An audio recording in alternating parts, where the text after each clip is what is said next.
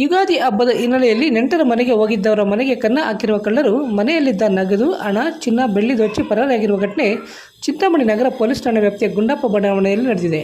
ಚಿಂತಾಮಣಿ ನಗರದ ಗುಂಡಪ್ಪ ಬಡಾವಣೆಯ ನಿವಾಸಿ ನಾಗೇಂದ್ರರವರು ತಮ್ಮ ಕುಟುಂಬದೊಂದಿಗೆ ಯುಗಾದಿ ಹಬ್ಬದ ಹಿನ್ನೆಲೆಯಲ್ಲಿ ತಮ್ಮ ನೆಂಟರ ಮನೆಗೆ ತೆರಳಿದ್ದು, ಇದೇ ಸಮಯವನ್ನು ಕಾಯುತ್ತಿದ್ದ ಕಳ್ಳರು ಮನೆಯಲ್ಲಿ ಯಾರೂ ಇಲ್ಲದನ್ನು ಗಮನಿಸಿ ಮನೆಯ ಬಾಗಿಲು, ಕಿಟಕಿ ಒಡೆದು ಮನೆಯಲ್ಲಿದ್ದ ಸುಮಾರು 150 ಗ್ರಾಂ ಚಿನ್ನ, 2 ಕೆಜಿ ಬೆಳ್ಳಿ, 3 ಲಕ್ಷ ಹಣ ಕದ್ದು ಪರಾರಿಯಾಗಿದ್ದಾರೆ.